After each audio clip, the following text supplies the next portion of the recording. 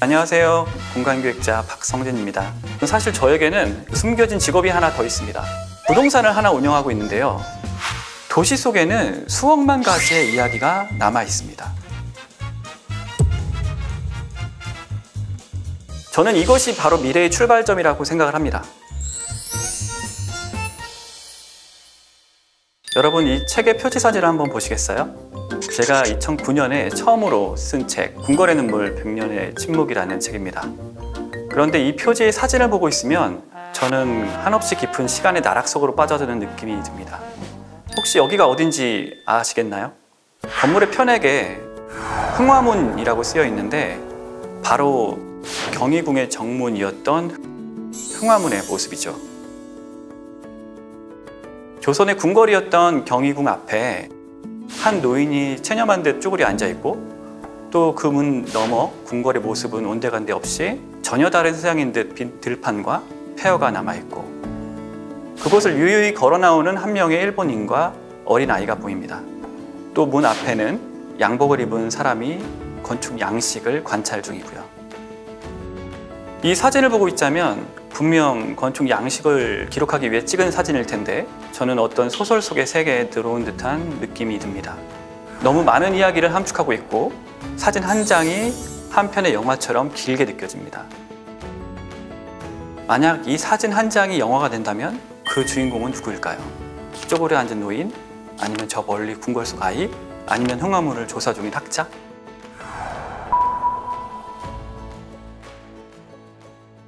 이 책은 제가 두 번째로 쓴 모던스케이프라는 책이죠. 우리의 도시 속에 남아있는 근대 건축의 일상적 풍경을 에세이 형식으로 잔잔하게 풀어가는 책인데 이 책 표지에 등장하는 건물은 창덕궁 대운실입니다. 그런데 이 책을 집필하면서 제가 창덕궁 대운실을 갔을 때 뭔가 기억이 아른거리고 제가 이 장소가 낯설지가 않았습니다. 그래서 집으로 돌아와 아주 오래된 사진첩을 뒤지니 제가 5살 정도 됐을 무렵 이곳을 누이와 아버지와 같이 가서 찍은 가족 사진이 있더군요. 제가 앞선 두 권의 책에서 말하고 싶은 건 이렇게 어떤 공간이나 장소는 거대한 역사와 사회의 거시사 속에도 자리하지만 결국 우리 개개인의 낱낱한 기억과도 연결된 매우 소중한 기억의 저장소라는 겁니다. 컴퓨터에서 데이터를 저장하는 하드 드라이브가 따로 있는 것처럼 우리는 그 기억을 분해에 저장하고 다닐까요? 그럼 원할 때 어떤 기억이든 다시 꺼내서 살필 수 있을까요? 전혀 그렇지 않습니다. 우리는 기억을 그 사건이 일어났던 장소에 묻고 다닌다고 생각합니다. 혹시 그런 경험 없으세요? 정말 아무 생각 없이 길을 걷고 있는데 갑자기 마주한 장소에서 자신이 10년 전에 했던 일이 어제 일처럼 생생하게 떠오르는 장면. 오래된 건물과 장소가 잘 남아있는 유럽 도시에서 문화와 개인의 일상이 풍요로울 수밖에 없는 이유가 바로 이런 상황 때문이죠. 도시 속에는 수억만 가지의 이야기가 남아있습니다. 패트릭 H. 허튼이 1993년에 펴낸 History as an Art of Memory라는 책에 이런 문구가 있습니다. 기억은 과거와 현재의 유사점을 확인하고 기억을 통해 과거가 다시 한번 되살아나는 경험을 하게 한다. 기억은 우리의 감정에 호소한다. 제가 최근에 펴낸 산문집 모든 장소의 기억은 이렇게 다시 살아나는 기억과 그 기억이 각인된 장소에 관한 책인데요.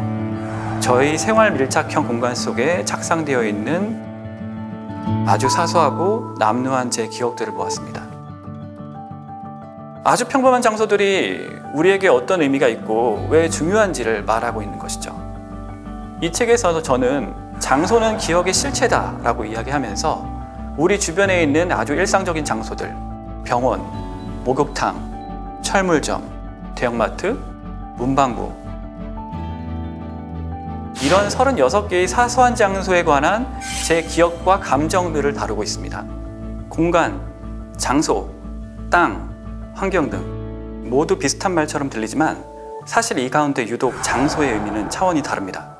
장소는 중성적이고 객관적으로 존재하는 물리적인 영역이 아니라 사전에서도 어떤 일이나 사건이 이루어지거나 발생한 곳으로 정의합니다. 결국 장소에서 중요한 것은 사람이고 또 그 사람의 감정이입과 경험이죠. 저는 하나의 장소 만 개의 기억이라는 표현을 가끔 씁니다. 이런 장소가 몇 가지 되지 않는 사람이라면 그의 삶이 얼마나 빈곤하고 결핍되어 있을지, 또 반대로 그냥 지나쳐가는 정류장이나 벤치에도 의미를 부여하고 정서적으로 교류하는 사람이라면 그의 장소는 또 얼마나 많고 그로 인해 그의 생활과 삶은 얼마나 풍요로워질까요? 사람들이 제게 가장 자주 묻는 질문이 어떤 공간, 어떤 건물을 좋아하세요? 이런 질문이거든요. 제가 스페이스라는 매거진의 편집장으로 오래 일을 했으니 당연히 현대건축에 대한 경험과 식견이 많이 쌓였지만 사실 저는 개인적으로 DDP 같은 작가주의 건축보다 그냥 아주 오래된 무명의 건축을 훨씬 더 좋아합니다. 뭐랄까, 그 오래된 시간의 흔적 속에서 느낄 수 있는 이야기와 기억, 그리고 그 오랜 시간 속의 낭만적인 감성에 끌리는 것 같아요. 문화적으로 보면 폼페이라는 고대 도시의 유적이 발견된 이후 17세기, 18세기 유럽 사회는 폐허에 대한 문화적 동경이 일어납니다. 특히 귀족사회 중심으로 화가이자 건축가인 피라네시, 파니니, 토마스 다니엘 등 폐허 회화가 유행하기 시작하죠. 폐허에 관한 상상적 이미지와 먼 시간을 향한 동경들이 많은 화가들을 통해서 다시 그려진 것이죠. 그런데 주목할 만한 것은 그들이 그린 폐허는 황량하고 쓸쓸하고 버려진 방치된 장소가 아니라 목가적이고 서정적이며 굉장히 따스한 장소였습니다. 폐허는 다른 문명과 다른 시간이 조우하는 이상적인 장소처럼 느껴졌죠. 오늘날 한국에서도 사람들이 성수동, 익선동, 후암동, 연남동처럼 오래되고 낡은 지역에 몰리는 것도 비슷한 정서와 열망이 아닐까요?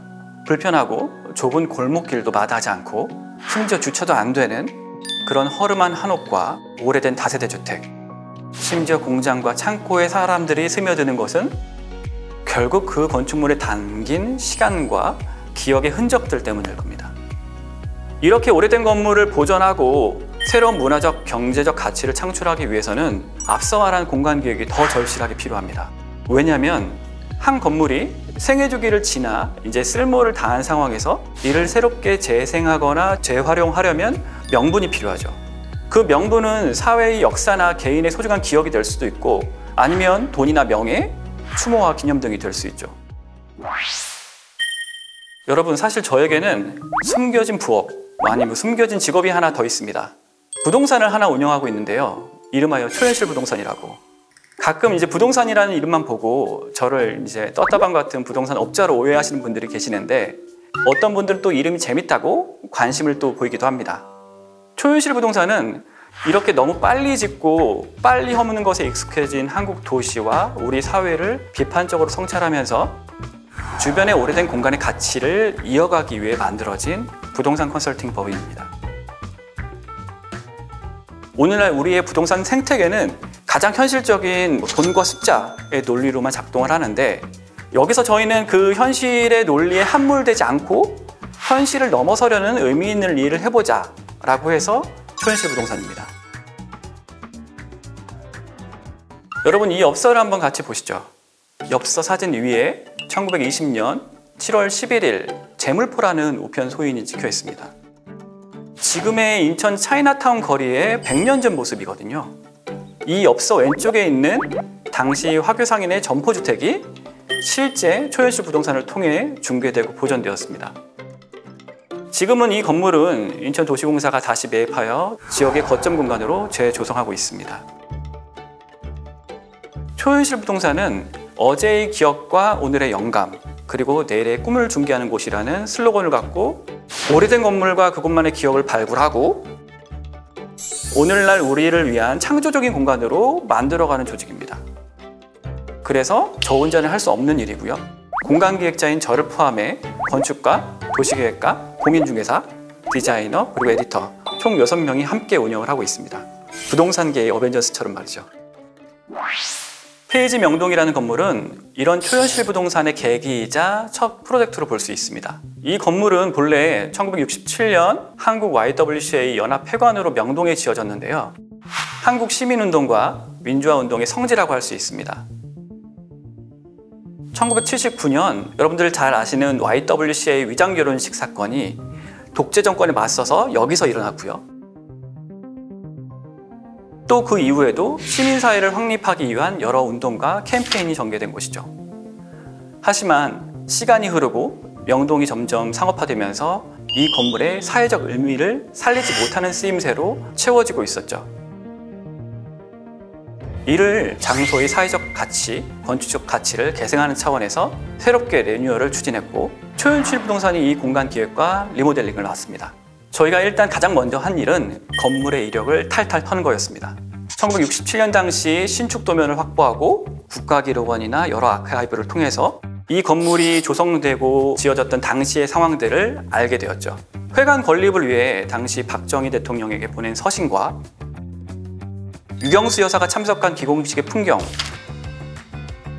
그리고 또 잘 알려지지 않았던 설계자 차경순에 대한 추적, 또 이 건물에 있던 한 조각이 한국 최초의 여성 조각가 김정숙의 작품이라는 것까지 발견하게 됐습니다. 특히 건물의 쓰임새를 연합회관에서 폐지 명동으로 바꾸는 일련의 기획과 설계의 시공의 과정을 2년여에 걸쳐 촘촘하게 기록하고 책으로 펴내기도 했죠. 그렇게 새롭게 문을 연 폐지 명동은 이제 명동에서는 빼놓을 수 없는 명소가 되었습니다. 저희는 원래 갖고 있던 건물의 건축적 가치와 특징을 보존하면서도 저층부에는 거리와 소통해야 하는 공간에 대해서 적극적으로 개입해 새롭게 탈바꿈시켰죠. 특히 공간계획의 과정에서 에어컨 실외기로만 채워져 있던 3층 옥상을 주목하고 1층보다는 3층에 오히려 공공성과 접근성을 강화해야 한다고 저희는 판단했습니다. 그래서 새롭게 외부 계단을 설치하고 공중마당을 조성하게 되었죠. 이곳에서 바라보는 명동과 남산의 역사 경관이 결국 사람들의 마음을 움직였고 여기에 에스프레소 바가 들어왔는데 그야말로 줄 서야지 입장할 수 있는 명동의 핫플이 되었습니다. 하지만 저희는 일부러 이 장소를 핫플로 만들기 위해서 노력하거나 그것 자체를 목적으로 삼지 않았습니다. 다만 그 공간의 잠재력을 다시 회복하고 그것들을 사람들과 함께 나눌 수 있는 방법을 고민하면서 여기까지 온 것인데 그런 노력에 사람들이 화답을 한 것이죠. 사실 이렇게 저희가 오래된 공간과 장소를 바꾸는 작업을 할 때 가장 중요한 것이 있습니다. 우리가 그 공간에 새로운 변화를 일으키고 개입하기 전에 원래 건물은 어땠는지 상태를 기록하고 남기는 일이죠. 저는 이건 어떻게 보면 도시재생이나 오래된 건물들을 다루는 전문가의 직업 윤리라고 생각을 합니다. 그래서 초현실 부동산에서도 앞서 폐지 명동을 조성하는 과정을 기록으로 남기기 위해 노력을 했죠. 초현실 디렉토리라는 이름으로 이 건물의 모든 내력을 A, B, C, D 사전 형식으로 기록하고 정리하고 또 중요한 부분은 저희가 다시 도면을 그렸습니다. 이런 작업을 요즘에는 기록화 사업이라고 말하고 아카이빙 사업이라고도 말합니다. 그런데 최근 여러 기업들이 자신들의 이런 공간적 자산을 헤리티지화 시키던가 아니면 기록하려는 움직임이 아주 활발합니다. 공간은 아니지만 최근에 현대자동차의 경우 포니가 그렇고 또 포니에 이어서 그들의 공간도 기업의 모태와 정신성으로 삼기 위해서 기록화하려는 움직임이 있습니다. 서울시에서도 우수건축자산에 대한 기록화 사업을 진행을 했는데요. 그 가운데 제가 샘터 사업, 그리고 서울공예박물관 직물관, 그리고 서촌에 있는 최부동 성결교회의 기록화 책자를 만들었습니다. 사실 저는 공간 기획자이기도 하지만 출판 기획자이기도 합니다. 그래서 제가 과거 공간지 편집장으로 일을 하면서 저희 두 가지 역할에 대해서 함축하고 있는 문구들을 발견을 했는데 공간은 예술, 환경, 건축의 문제들에 대한 전통과 역사를 되게 새기고 한국인이 더욱 한국을 알도록 하고 현대의 상황을 기록, 정리, 비평하며 바람직하게 있어야 할 미래를 지향한다. 여기서 제가 가장 좋아하는 말은 기록, 정리, 비평. 저는 이것이 바로 미래의 출발점이라고 생각을 합니다. 이것이 없다면 우리 도시에도 미래가 없는 것이죠. 저는 이렇게 오래된 공간을 다룰 때 꼭 기록과 책으로 마무리하고자 노력을 합니다. 그래서 몇 년 전에는 저처럼 오래된 건물이나 공간에 집착하는 덕후들을 만나 그들의 활동을 영상으로 기록한 적도 있죠. 오래된 공간을 다룰 때 저희가 가장 먼저 하는 일도 그 장소의 기억을 뒤지는 일입니다. 물론 현재의 여건을 살피는 것도 중요하지만 공간의 컨셉과 오늘날의 잠재력을 위해 과거의 기억을 살피는 것이죠. 그리고 이런 과거의 기억과 기록은 그 자체로 하나의 경험 요소나 컨텐츠가 되기도 합니다. 특정한 공간을 투어해야 할 때 이런 기록들이 절실하죠. 지금은 문화역 서울 284로 불리는 구서울 역사의 공간 투어를 제가 기획 개발한 경험이 있습니다. 그런데 이런 건축물 답사라고 해서 단순하게 건축 양식과 구조만 이야기해서는 과거의 시간 속으로 몰입하지 못합니다.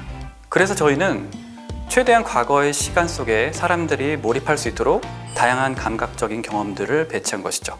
지금은 전시장으로 사용 중인 서울 역사의 옛 대합실에 들어오는 순간 저희는 과거 이곳이 기차역으로 사용되던 당시의 오디오를 찾아 공간에 틀어놓았습니다. 승무원들의 안내방송, 기차의 기적소리, 그리고 대합실에서 군중들의 웅성거림, 이런 소리가 사람들을 과거로 다시 소환하는 것이죠. 그리고 각 실들이 과거에 어떤 모습으로 사용되었는지 당시 쓰임새를 간직한 여러 영상과 사진들을 찾아서 각각의 공간에서 큰 화면으로 보여주었습니다. 결국 공간 투어라고는 하나 건축물에 대한 설명이라기보다 각 공간이 갖고 있던 크고 작은 역사와 사건을 알아가는 시간이었죠.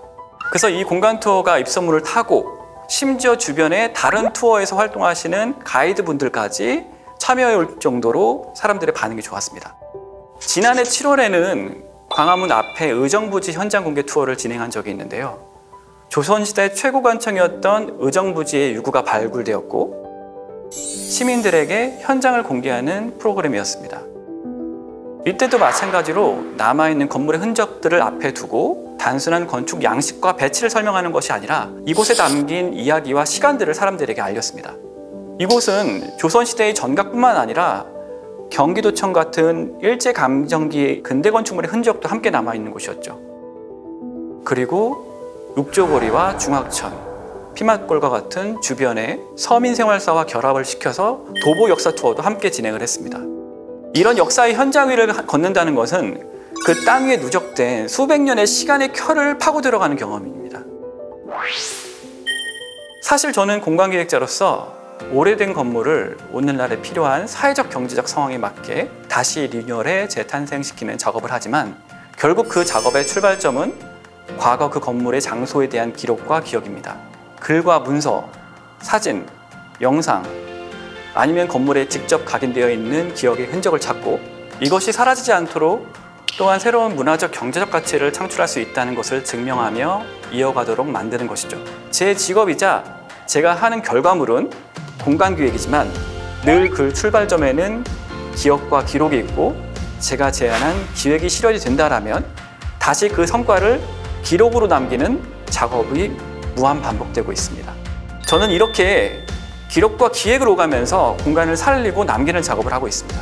제가 가장 좋아하는 문구를 여러분들에게 들려주고 싶은데 서울기록원 로비에 적혀있는 말입니다. 아카이브는 흔히 과거를 현재에 보존하는 수단으로 여기지만 사실 현재를 미래로 운반하는 기계이다.